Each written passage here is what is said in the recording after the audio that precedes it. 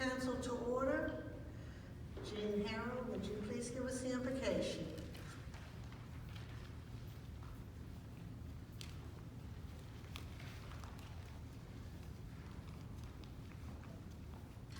Let us pray.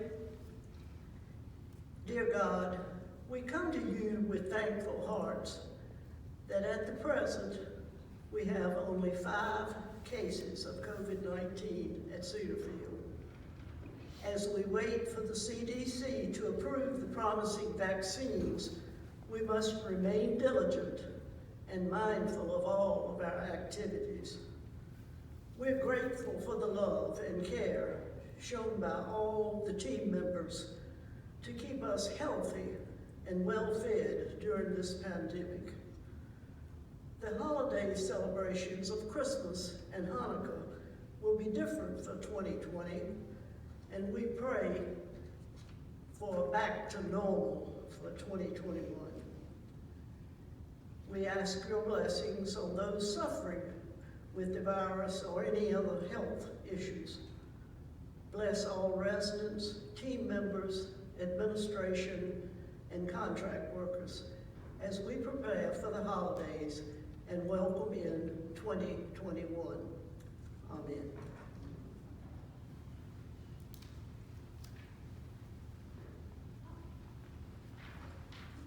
Thank you, Jean. Are there any corrections to the minutes from last month? Do I have a motion that they be approved as submitted? All right. Any objection?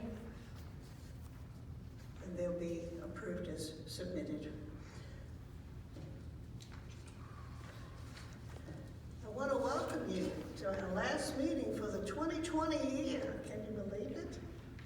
We're entering the holiday season, and our employee Christmas party is almost upon us. Because most of us can't participate due to COVID the way we used to, on December the 10th, we're having our Employees Day. And so I'm asking the chairman of the fundraising and the chairman of the Christmas party to report to you today on what has been planned. Also, Tom Maxwell will report on the nominating committee. In February, all of the residents will vote on their nominations for our officers. Along with the holidays, the 25th anniversary plans are continuing. In December, look for the Christmas booklet prepared by the Pastoral Services team and available throughout the campus. And for New Year's Eve, plan to participate in the Great Gatsby festivities. Upcoming council activities will also be held in January. Each area will need to elect an area representative for the fiscal year beginning March 1st.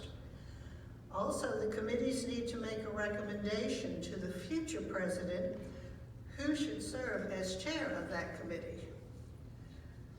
And in closing, I want to share with you this month's acts of kindness.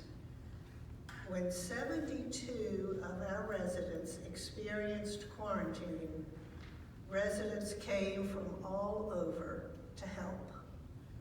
They went to the grocery store. They gave companionship by phone and email, and many other numerous things to make the 14 days livable. The area reps also have been busy preparing for the holiday season.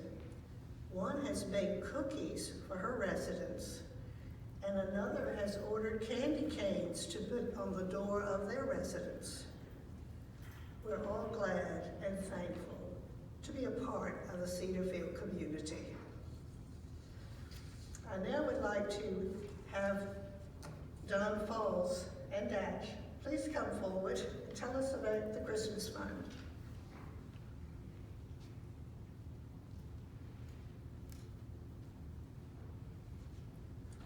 Hello, buddy.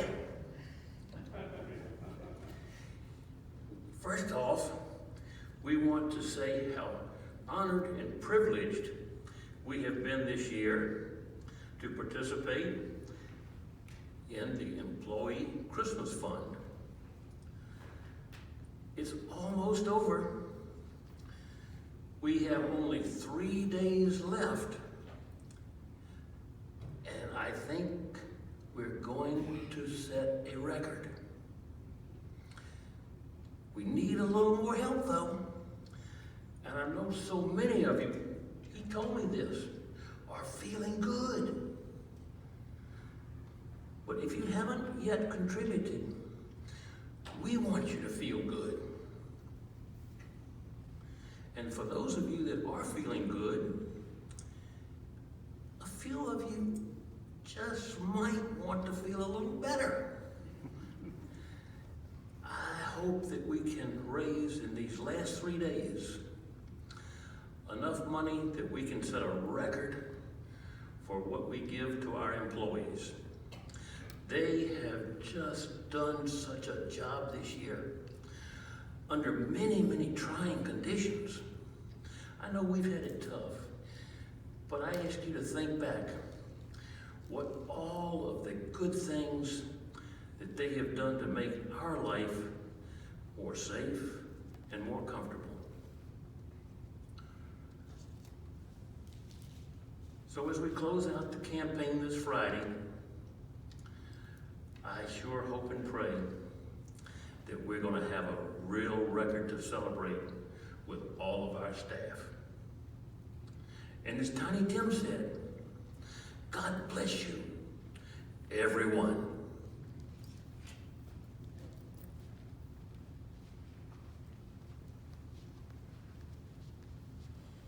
Judy Johnson will now report on the Christmas party. First of all, I need to thank everyone. Phase 1, 2, and 3 have been completed ahead of schedule. So that was a very good thing. We still have 4 and 5 to go. If you're not aware of what 4 and 5 are, I can't tell you because it's a secret, but you can find out from your area reps, and we need everybody to help at the very end. Hopefully, it'll be a surprise. And you didn't have to buy anything to make food for the party, so you can help Dawn's fun a little more.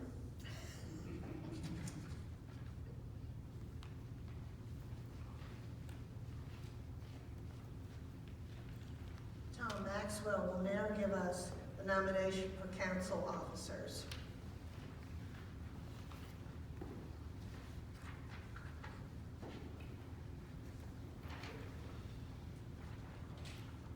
Thank you, Carol.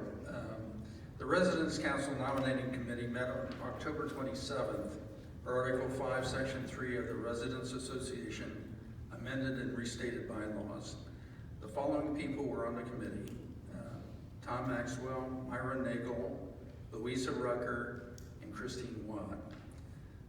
The nominating committee has selected a slate of members of the association who have consented to their nomination, which will be presented to the annual meeting of members for election in February. We are pleased to offer the following slate: Mike Greenwood, President-elect, and Vivian Makowski for Assistant Secretary-Treasurer.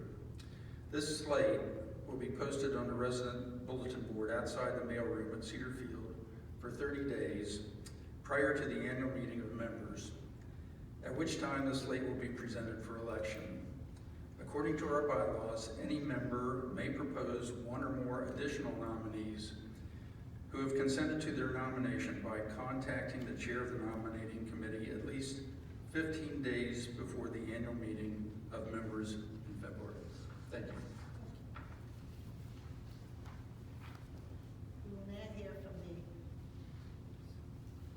We will now hear from the administration. Michael.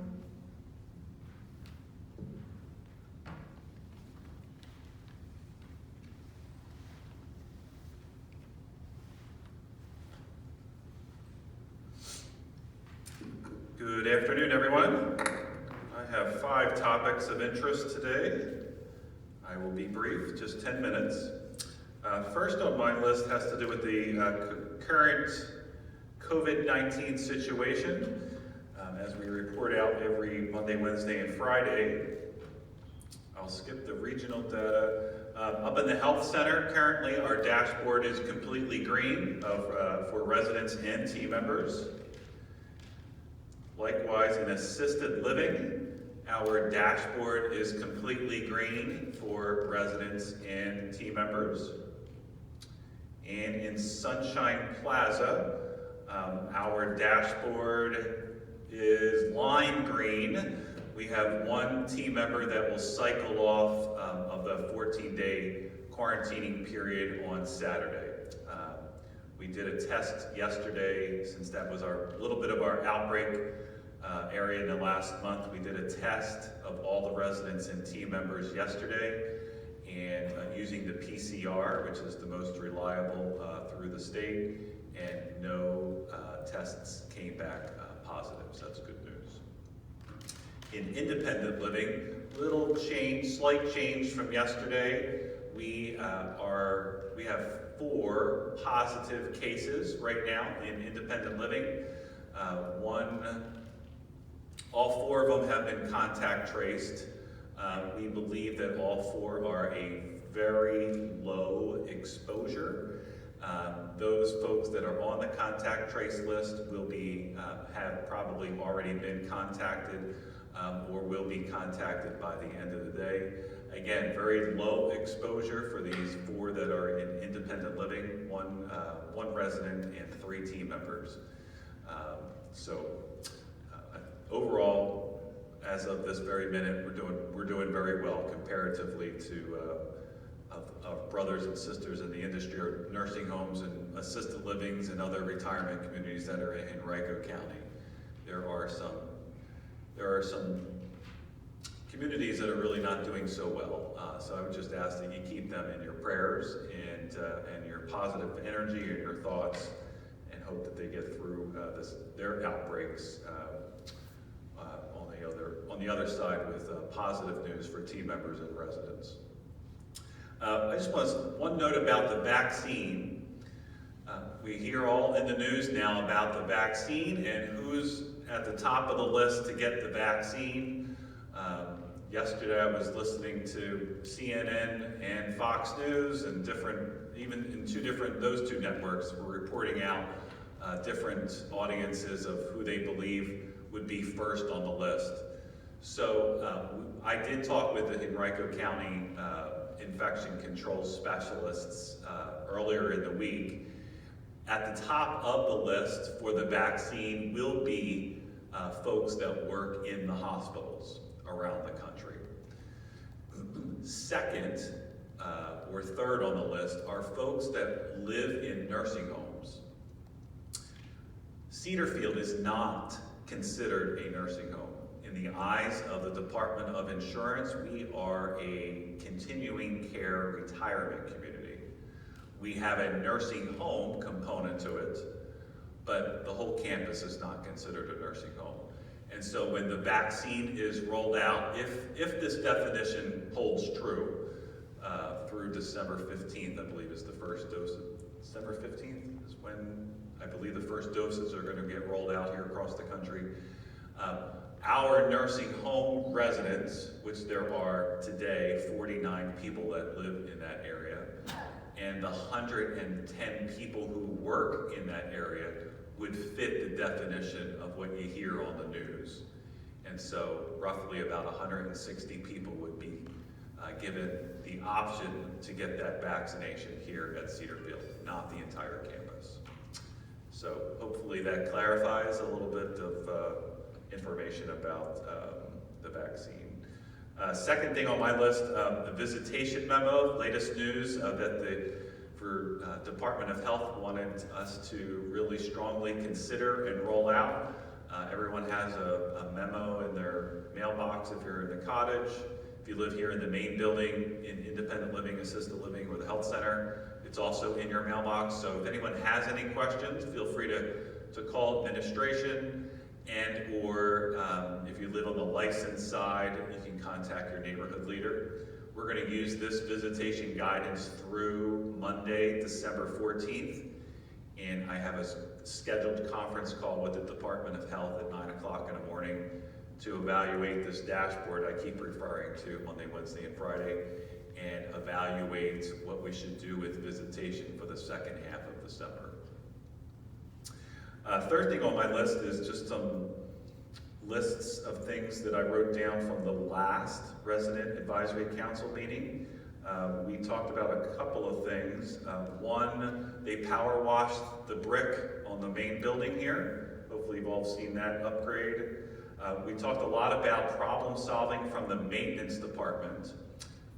Jack Johnson was here at this podium 2 weeks ago talking about how he's reorganized his team. I'm not going to go into detail about that, but we heard the council loud and clear. A month ago, Jack has formulated what he believes is a more customer service oriented approach to completing resident work orders and requests. So if anybody would like any more detail, maybe I could write a little summary for the minutes of the meeting. We'll include that little 2 paragraphs of what that reorganization looks like for his department. We talked about the lights from the main building up to the court. There's a path that's kind of shaped like a Y, or yes, a Y. Those lights have been repaired. That was one other homework item. We talked a lot about painting the roots around the pond. That has been completed. The one thing I have not worked on yet, but I'm going to work on it in these next couple weeks, is speeding around the community. I did have a chance to kind of sit in my own car and gauge with the speed gun that we have. In just my own little audit of about 40 or so cars that I was tagging, the speed going down Cedarfield Parkway and the lane, and actually in and around this building. Down the Parkway, the average speed is about 42 miles an hour. My little sample test. Down the lane of 23 cars, the lane was 37 miles an hour. And then on the west side of this main building, the average speed was about 32 miles an hour. So we got a problem, and we need to fix it. There's no commonality. It's residents, team members, contractors, family members. It's everybody. So we're going to work hard at speeding around the campus. So those are my things to work on from last meeting. One of the 2 more things for me. One last thing to talk about was something called the dedicated outdoor air system of this main building. Chris Henderson and I authored a letter. Chris Henderson is the Chief Executive Officer. We authored a letter and provided that letter to Carol and to Mr. Rucker. And this letter will be part of the minutes. I'll forward the letter to Rose so she can include it in the minutes.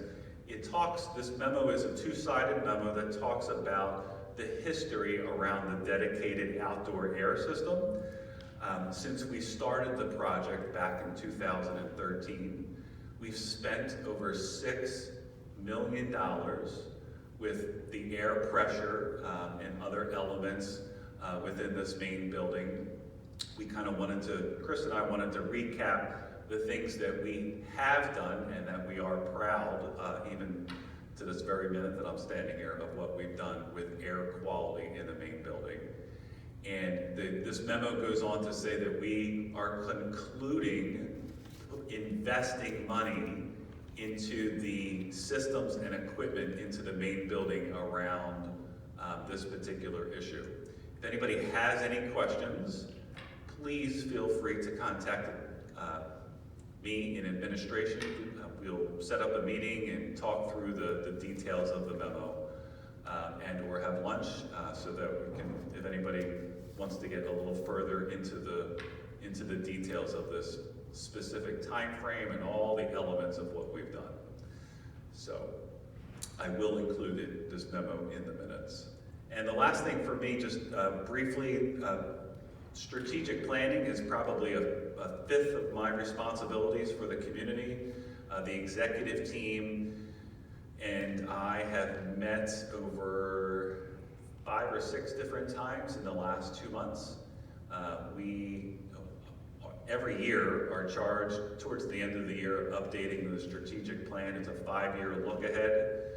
If any resident wishes to have a meeting about the strategic plan, if the council wishes us to present the strategic plan, we can do that. We have about 20% more of the plan to review from prior year, and then we're ready to present it to the board of directors here in, I believe their next meeting is in February.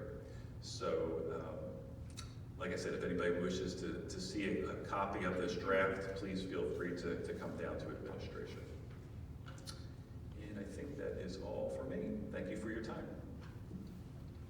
Do you know if Matt's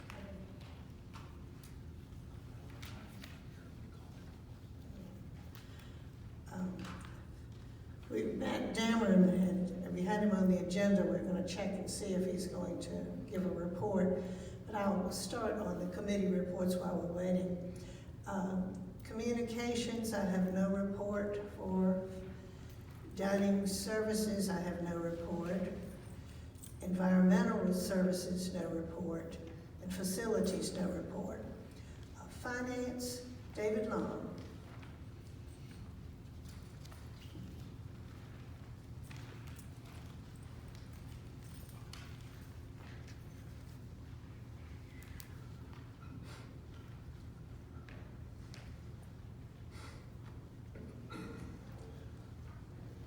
Finance Committee met November 16th. The committee reviewed operating results for the first fiscal quarter. Attached to the printed copy of this report, you will find 2 spreadsheets detailing Cedar Field's numbers and summary numbers for the other Pinnacle facilities. Please keep in mind that the budget for this fiscal year was prepared prior to the virus. The first quarter turned out to be a challenging one for Cedar Field's operations in several respects. June, July, and August saw continuing adverse financial impacts from COVID-19, including heavy additional costs related to significant purchases of PPE, plus extra costs associated with personnel, particularly in the licensed area, extra dining costs associated with full campus takeout service, extensive testing, etc., etc., etc. The estimated COVID costs amounted to approximately $170,000, of which about $80,000 was reimbursed from the federal and state funds. In addition, these 3 months have budgeted pretty much complete filling of D-Wing. Instead, as you know, no move-ins occurred during that time. The total repair costs for the problems at D-Wing were covered by insurance. The cost of lost income is in the process of being claimed at this time. Despite these extra challenges and a lot of other moving parts, the bottom line results were not far off the original budget, as indicated on the spreadsheet that you will see in the printed report. In summary, Cedar Field's finances continue to be strong. Fiscal 2021 will certainly be a somewhat uncharted year, but the administration is closely monitoring all the financial implications involved. Thank you. Thank you, David. Flower Committee, no report. Gardening Committee, no report. Health General Services no report. Library, Dolly.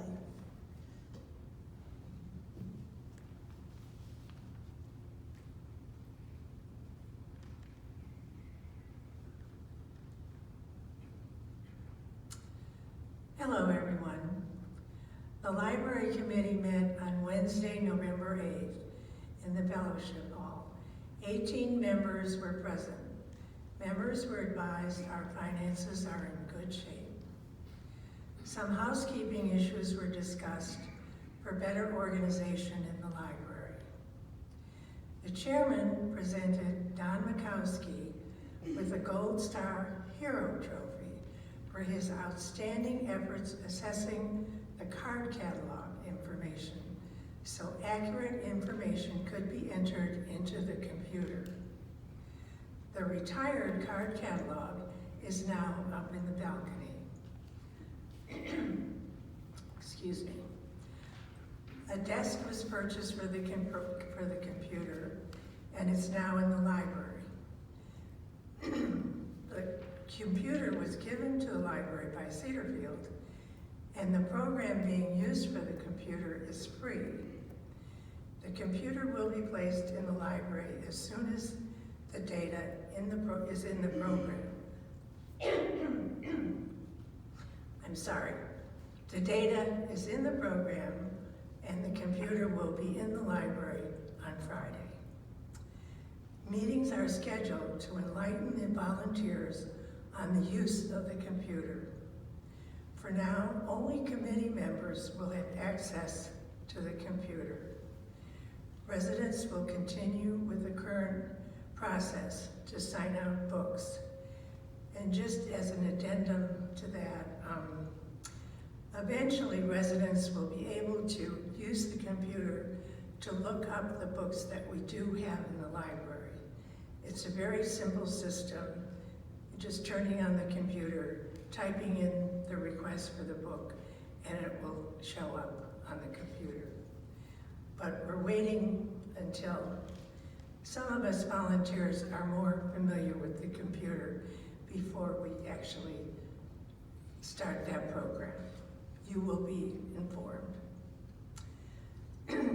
At the urging of the committee, a formal request was made to administration to refresh the library and for a few sections of shelves that are to be removed from the healthcare library, if we could have them installed in our library. The chairman met with Michael Shaw to address these issues. The refreshing will probably happen, hopefully, next year. Not sure about the feasibility of using those particular shelves. And even if that could happen, it wouldn't happen for a very long time. So we are looking at other options for shelf space. The library no longer can allow people to look at magazines in the library. So current magazines that are donated are being placed on the employees' table. However, Becky Maxwell has requested large print publications for her to distribute in healthcare and assisted living. I would like to take this opportunity to thank all the library volunteers. I gave Don a gold star because he spent many hours checking on all the books in the library. But all the members deserve one. This is a very hands-on committee. They each have a job and they each do it well. They do it for you, the residents. So be grateful that they are doing such a great job for you. And happy, happy, happy holidays to everyone. Thank you, Dolly. Religious Life, Jean Harrell.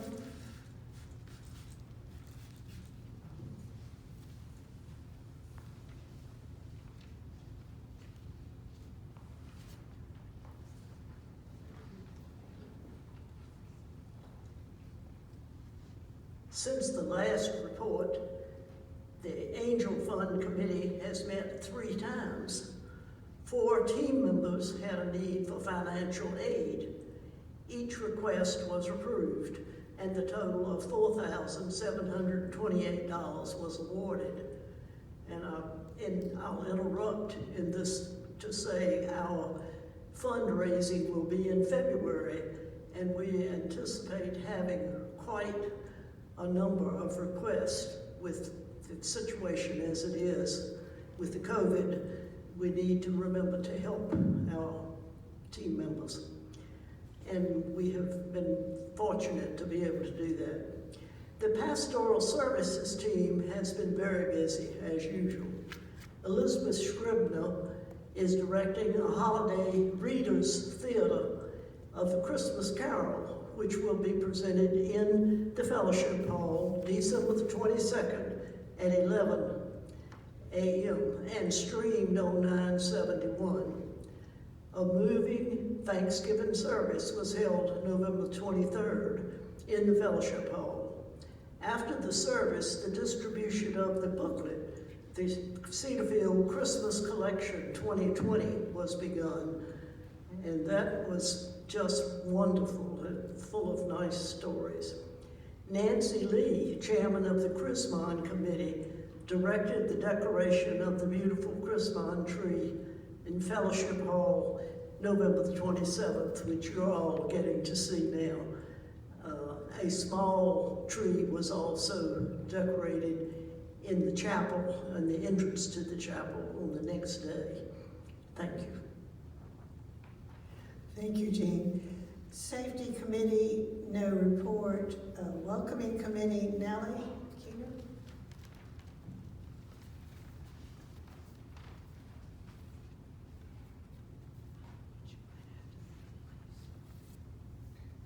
Since the last report, new residents have moved into 2 cottages on Cedarfield Lane and 6 apartments in the main building, making a total of 11 new residents. We do plan to have another welcoming session for these incoming residents very soon. We hope you will also take the time to welcome these new residents and to make them feel at home here at Cedarfield. Thank you. Thank you, Nellie. Wellness and Leisure, Jim Trometer.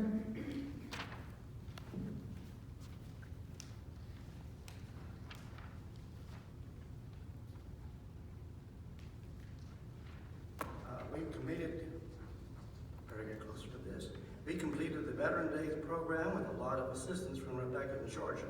Just an aside, they really helped out a lot and did some wonderful work for us.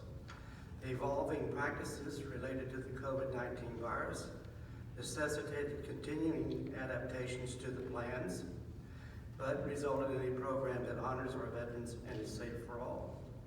We evaluated the food truck program, and the results were favorable. Those team members and residents took advantage of the variety of offerings, and the companies expressed interest in returning next season, probably the best result. We discussed ways to increase the awareness of the trucks being here. Our next major assignment is collaborating with wellness, neighborhoods, and philanthropy departments on planning the February new household building grand opening as part of the 25th anniversary celebration. Thank you, Jim. Subcommittee of Wellness and Leisure, VACRA, is going to be given by Elvira.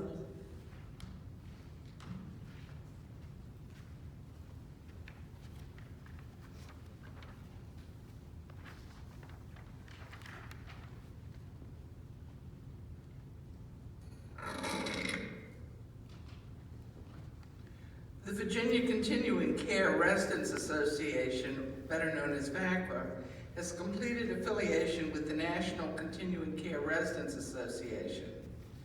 The advantages of this arrangement enables us to use Club Express and have a much more contemporary communications program. Membership renewal will be automated, freeing officers time for other projects, as well as providing for an online comprehensive events calendar with registration, discussion forums, multiple news alerts, and email tools. This will allow more timely information on initiatives and activities that support our advocacy efforts. In addition, we will now have an online member directory with renewal and profile information. Members may renew at vacra.org or naccra.com and may use online payment through PayPal or send checks to the VACRA treasurer. For this year, VACRA is subsidizing its dues, so members pay $10 for individual or $15 for a couple memberships. NACCRA dues are $25 for an individual and $45 for a couple. Beginning this year, members must pay dues for both organizations, so the total cost is $35 for singles and $60 for couples. Renewal notices will be sent 30 days before the expiration date via email, if that information is available, or by USPS if not. If you have questions, please contact Jim Tromita at rolling@comcast.com, and his number is in the directory. Thank you. Thank you, Elvia. We'll now hear from the Associate Executive Director, Matt Dammer.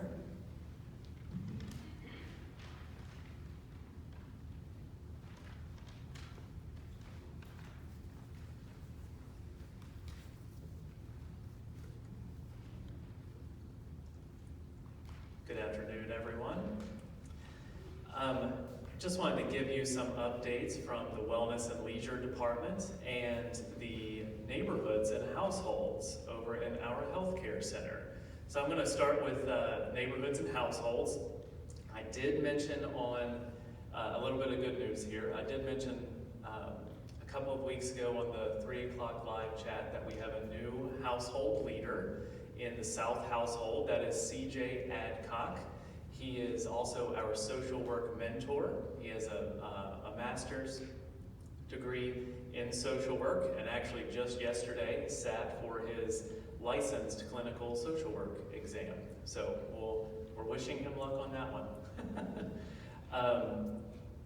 His partner in crime in the South household will actually be Amy Jenkins. She is a registered nurse, and she just started today and is going through orientation. So Amy, like I said, is an RN. She's been an RN for many, many years and has quite a bit of experience in long-term care and specifically in skilled communities. So we are very excited to have her helping lead our South household along with CJ.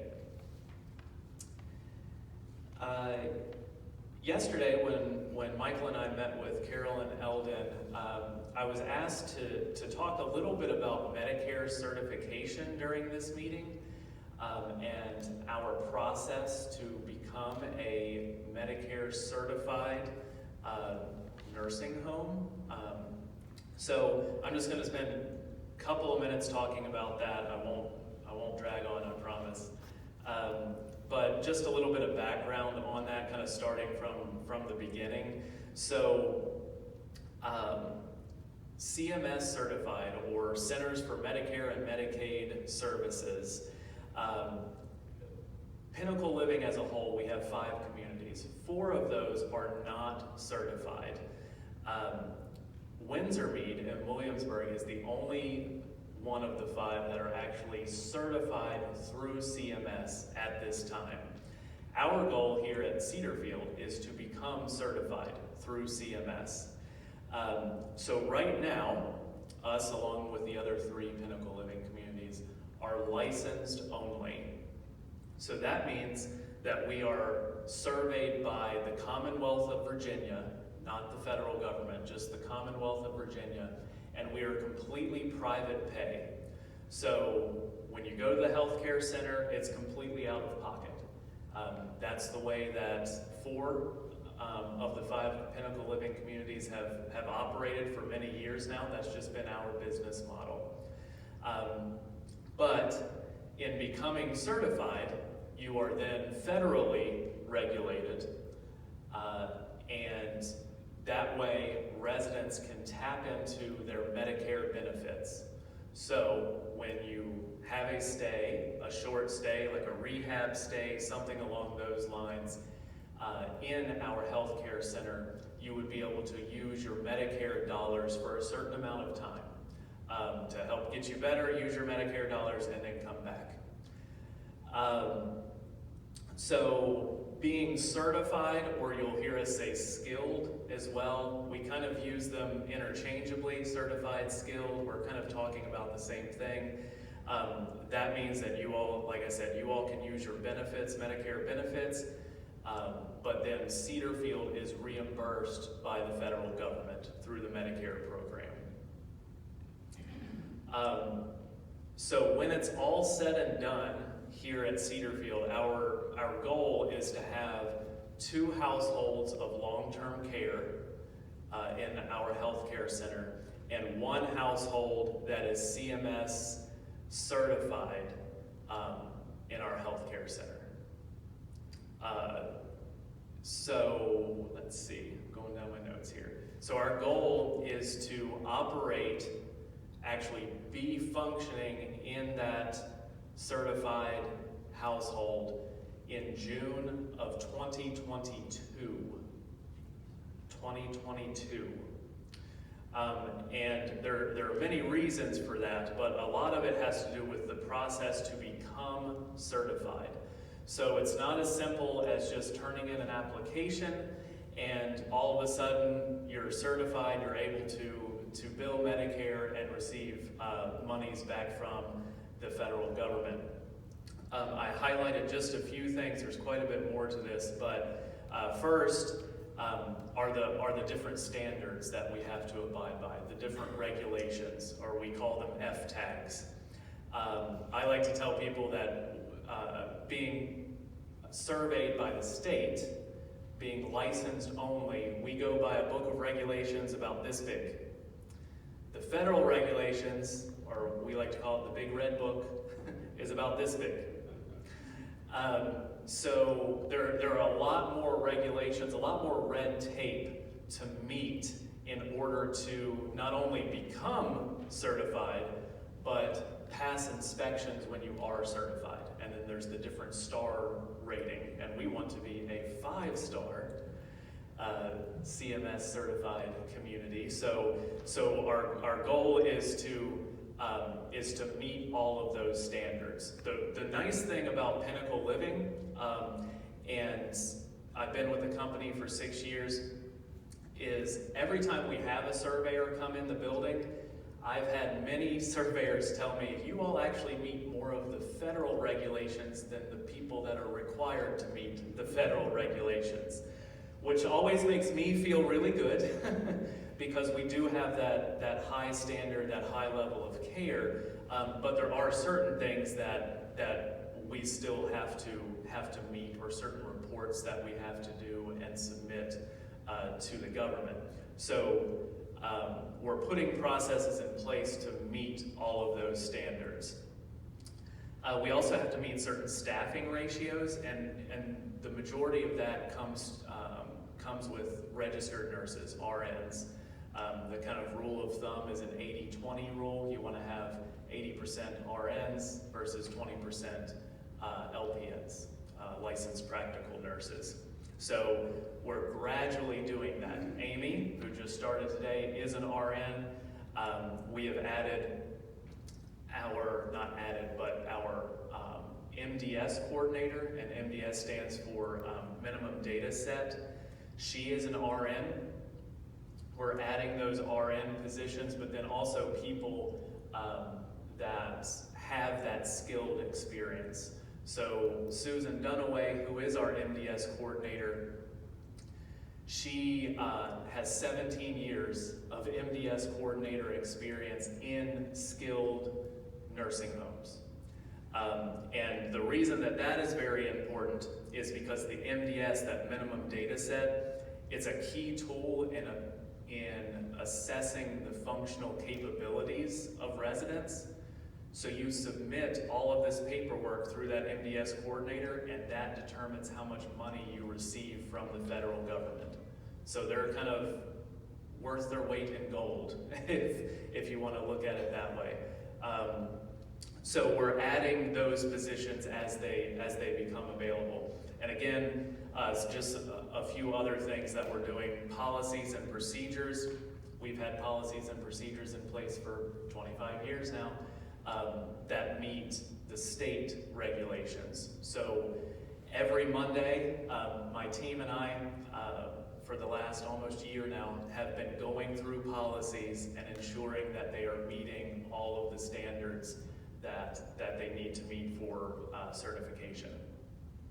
We're also adding in meetings, morning and afternoon meetings, kind of your traditional stand-up, stand-down meetings with the management team. And we have to go over many different things, everything from if residents had falls that previous night to the medications that they're using, assessments, things of that nature. And we have to report those out. Weekly standards of care meetings, we've implemented those as well, where we discuss those overall trends. So if we have 2 residents that have fallen in the North household over the last couple of days, well, why? Why has that happened? What interventions are we putting in place to ensure that that's not happening again? All of that is very important with the Medicare certification process. So that's our weekly standards of care meetings that we're doing. We do these core reports or clinical operations reports where we keep track of monthly data and submit that off to kind of a third party for evaluation. We're working with the Mary Childs Consulting Group, who have been around for decades. They're a very respected group here in the Commonwealth. They are helping us do mock surveys to prepare us for these federal surveys that we're going to be going up against. They're doing spot inspections and oversight for us, team member training, and some of our process development. So it's a lot to gear up for. It's not just flipping a switch. And then once we get a lot of those things in place, we do go through the formal application process. And that is followed up by a life safety code survey where fire marshal and members from Virginia Department of Health come out and do an on-site survey of the physical structure from a resident safety standpoint and a team member safety standpoint. And then after that, one more survey, the initial survey by the state and federal inspectors to ensure that we have met all of those standards. Once we have done all of that, we can officially become certified or a skilled household and start accepting residents with using their Medicare dollars. So I am more than happy I just wanted to kind of give you a 30,000 foot view, if that was 30,000 foot. I am more than happy to sit down and talk with you or call me on the phone, and I can answer any additional questions that you might have in regards to that, or if you have specific questions about what we're doing, please call me. I'll be more than happy to walk you through that process. I felt like I've been talking a lot. So one thing that the team reminded me to tell you is that yes, we're in the middle of COVID, but it's also cold and flu season. It's kind of a triple whammy. So please be careful. Make sure you're getting you've gotten your flu shots. All of our team members have received their flu shots. It's the first year where it's required for employment. So wash your hands, be safe. And our team is having a good time right now decorating for Christmas, as I've been trying to say on these 3 o'clock calls. COVID isn't going to stop us. We're modifying things in order to do programming with and for the residents, celebrate the holidays, and make sure that we're still engaging our residents. So the team is currently decorating all types of trees and things in the neighborhoods. As far as wellness and leisure, please, I encourage you to look at the Informer. We have a lot of things going on for this holiday season. I was just going over them with Rebecca right before this. Please come out to our tree lighting, which is tonight, and will be live streamed here in the Fellowship Hall. And then I think Mr. Trometer mentioned the Great Gatsby 25th anniversary event to ring in the new year. Those are two of the big events coming up. Thank you all very much. Thank you, Matt. We'll now have the area representatives. Area 1, Marty Richardson. She's not able to be here and has a short report that will be submitted. Area 2, Ken Pankey, is he here? He's not. He's not here either. His report will be submitted. Sally Bingley, Area 3, no report. Area 4, Nancy Hoffheimer.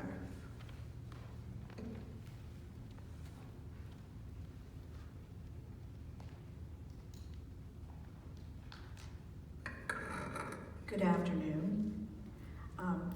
Michael, I was thrilled about your statements earlier about a concern for something that Area 4 has had for some time, and that is the speeding issue. You may recall in August of this year, Pinnacle approved our request for resurfacing and also the installation of speed bumps for the lane. That was scheduled to be put in October. That didn't work out, but Pinnacle still supports those and has scheduled them for implementation in the spring of this coming year. So I'm very happy about that. We do have one other group area that we identified we're going to ask administration to please intervene with, and that's the security drivers. They make rounds around the campus checking for our safety, but they routinely exceed the speed that's posted on the lane, and that is 14.5 miles per hour. So if you could please remind them to slow down too, we'd appreciate it. The other thing we're very excited about, we have new movers to our area, and it's John and Joan Klickener, and they moved to 2150 on the lane, the cottage. And they're moving here from Tappahannock, so we welcome them. So now all of our cottages are filled, so we're a happy group. Thank you. Thank you, Nancy. Area 5, Barbara, no report. Area 6, Joan, no report. Area 7, Cammie, no report. Area 8, Sylvia, fine.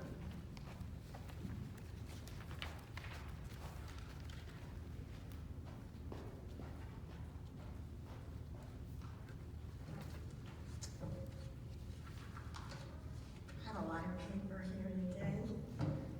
We still use paper, some of us. So, bear with me. Well, hello everyone. First, Area 8 residents wanted me to thank Michael and all of the staff for continuing to keep us safe. I think as the days have moved on, we're becoming more and more aware that we are very, very blessed, and we all feel much safer than many of our friends and family. Next, we wanted to give a shout out to Christy Walsh in marketing, who met with an Area 8 resident to talk about sprucing up the entrance to A Wing, where, before the pandemic, many visitors entered Cedarfield through A Wing. It's just looking kind of tired. And Christy had a lot of ideas, and we hope that after the pandemic is in the rearview mirror, we can execute some of those creative ideas and making it more welcoming. Now, the next part of this report is the result of an ongoing conversation, many conversations, with Area 8 residents and others from other areas, actually. It encompasses two critical areas, which are often discussed in these meetings. Communication of all kinds and food services. I don't know if there's anyone here today from the Food Services Committee. If not, I need to find a way to get some documentation to them. Carol, I guess we can figure out how to do that. Oh, okay, great. As we know, residents absorb information in a variety of ways. Some in writing, some on TV, and simply by word of mouth. In other words, information must be presented accurately in a variety of ways and needs to be presented often to us who are part of an aging population. Let me just say that. So let's talk first about dining services and communications specifically. I have here with this documentation examples of paper dining services communications. You know, the pieces of paper that come with your meal telling you about the next day meals or for the week even. The first thing is we wanted to know why there's not a telephone number on that communication where a resident can call and submit their request for the day. It is true that most of us get a call daily, but then there are those of us who need to scramble and look for that phone number someplace else. So we're hoping that they will include that. It is a very small thing, but you know, sometimes the smallest things can be of great help to folks like us. The next thing, and this came up repeatedly, residents want to know if anyone is proofreading these communications. Not just paper communications, but the electronic communications, online menus. There are lots of choices, more than any other facility I know about in Richmond. Actually, more choices than many restaurants have. So that's definitely not the issue. However, there are spelling errors. It is presented in a confusing way, and sometimes organization and just some explanation would really be very, very helpful. I'm going to say this in the way it was given to me. Just so you know, this is not my language.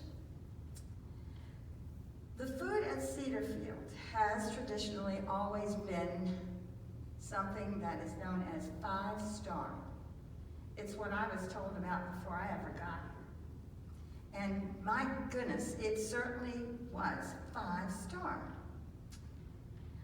Area 8 residents want to know, where has the jumbo shrimp gone? Where have the lamb chops gone? Someone even referred to the menu item called Steak Diane as mystery meat, inedible. The traditional Sunday fried chicken pieces, again, this is just someone else's language, and I hope you'll find it at least a little humorous. The traditional Sunday fried chicken pieces look more like pigeon parts than chicken. It is funny, but it isn't funny. again, what we decided, the conclusion that we came to perhaps would be that this is an issue of quality control and oversight. Which then led to the bigger question, which actually David Long sort of led me to this as well. Thank you, David. Are these cost-cutting efforts? And after I listened to David's report, I think that this may be a cost-cutting effort, which I think residents would understand. Now on another topic, communications, specifically the residence book with the pictures that we all got, which was long awaited and really done beautifully. However, again, we're talking about oversight and we're talking about quality control. If you look through the book, there are people in that book who passed away before the book came out. So I'm not sure that there was a last hands-on look, just to make sure of different things. And issues like this require more than one set of eyes. I think we all know that. There are some names here of people that fit into that category, but I won't go into that. It's not a big thing, but it's not up to Cedarfield standards. So enough about that. The food is delicious, by the way. We get our meals on time. We can make changes. Lots of good things. The feeling in Area 8 is we can do better.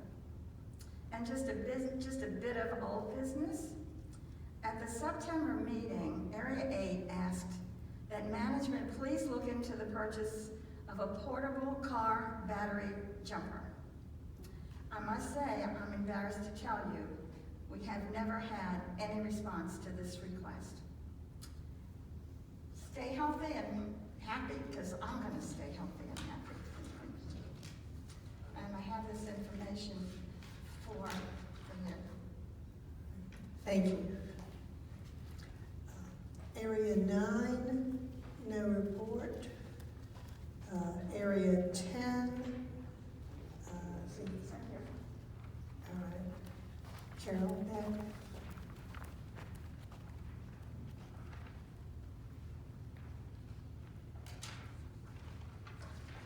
Well, you all heard enough about the leaks and the buckets that were up in Area 10. We're delighted that they're gone. The leaks apparently have been fixed, and the buckets that were in the hallway, ugly looking things filled with water, have been taken away. So that's something really good, and we're thankful for that.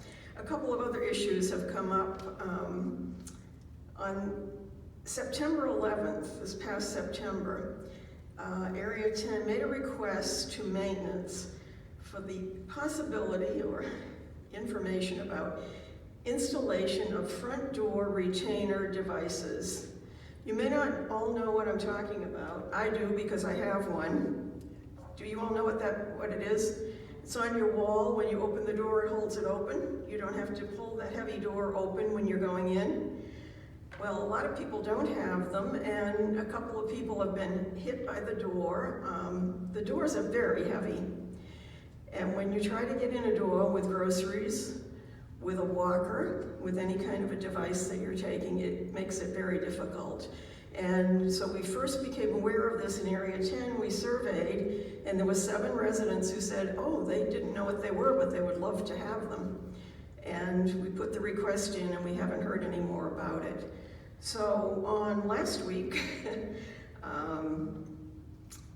where did I go? We received no response for the first one, and we went back with a second request on the 27th of November through maintenance, through Gloria's office, and we're still awaiting a response about this from someone in maintenance, whether it's possible to do it or not. But one resident, when I first became aware of it, did get hit, not seriously hurt, but somebody could be seriously hurt, because we get a little bit less strong as we get older, and those doors don't get any lighter. They're very hard to keep open, so we would like to have this looked into. And also Area 4, I think we're a really curious bunch of people. We wonder if we could maybe have an explanation for why the 2 doors leading into the card room, right at just at the entrance to B Wing, where Marshall always played poker, those doors have been sealed for quite a while, and I don't know whether it had anything to do with the leak that was down the hall, but they're still sealed up, and we're just curious as to why, and will they be opened again? Perhaps not for card playing because of COVID, but like I said, we're either curious or nosy, but we'd like to have an answer. And then the last thing that we just received a couple of notes from residents just a couple of days ago with concerns about the amount of sodium used in some of the foods, particularly soups and sauces, the amount of sugar in desserts. I never complained about that, but especially in pies, that this person also said they're very delicious, but they think they're too sweet. And the amount of oil used in preparing vegetables. I don't know what we do about this, and I wondered if there's someone, should I tell these people, someone in particular to talk with? I think there's no one here from food service today, but to whom should they speak, and in what way? What is the way for them to go about with this concern? I'm sorry. Yes? Okay, what they need to do is they need to put that on a comment card and give it to David Stewart. Whatever their concerns are, he will address it and he will answer them. Okay, the comment card should be given to whom? No, David Stewart. The comment card. David, okay. Yes. So he'll get those. There are comment boxes. I do know about it, and I kind of was a bit curious when I got these requests because I don't know why these particular people didn't know about that. But anyway, I'll remind them that that's the way to handle it. Okay, thank you. Thank you. Eldon's going to give Area 11's report for them. Thank you very much. Area 11 continues to find reasons to get together. Along with Area 10, they are decorating a Christmas tree with family picture ornaments. It is outside the barber shop on the 2nd floor if you'd like to stop by and see it. Lastly, the group was quite saddened to recently lose a friend and neighbor, and that was Lynn Northley. Thank you. Area 12, Pat Omer, no report. Area 13, Kent Rowe, no report. Area 14, Linda Miser, no report. Eldon's going to give Area 15, Jane Lyons' report. And stay up there. You can give them Area 16 too. I'm not getting paid to do this. Okay. Jane Lyon, she said the only thing she has to report is she was asked by Judy Johnson to get help from Area 15 in connection with the employees' Christmas luncheon.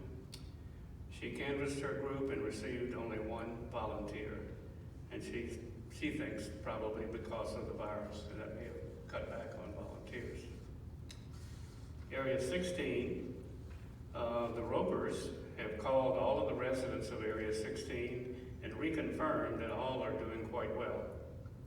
Several are concerned that so many residents left the campus to be with family over Thanksgiving, and they fear that an upcoming virus surge may be coming. That's it. Thank you. Area 17, Nancy Boyer, no report. Area 18, Paul Mason, no report. Area 19, Selma Graves, no report. Area 20, Mary Esther Cawthorn, no report. And Area 21, Jan Lee, no report.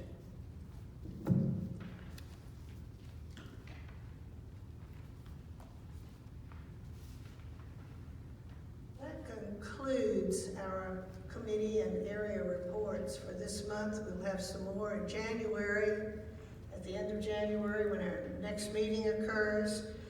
And do we have any old business that needs to be brought up? Any new business? Yes, sir. Not exactly new business. I would like to comment on the request somebody made earlier. Would you come to the microphone, please?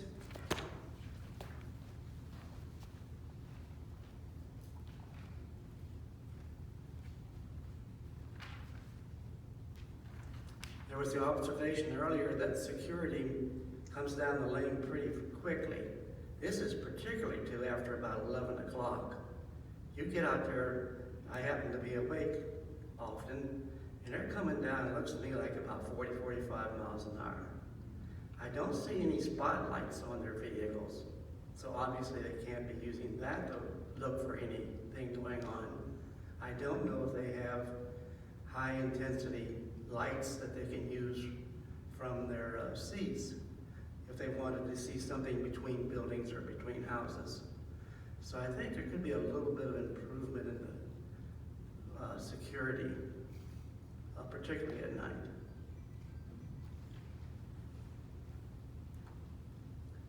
Thank you. Is there any other new business? All right, then on behalf of all the officers, we would like to wish you and all the residents a Merry Christmas and Happy New Year. The meeting is adjourned.